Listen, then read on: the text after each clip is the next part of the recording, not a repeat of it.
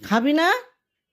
দেখো, খাবে না। এই দেখো, এখানে সকাল থেকে আজকে কিচ্ছু খাইনি, খাবার দেওয়া রয়েছে, কিচ্ছু সকাল থেকে খাইনি।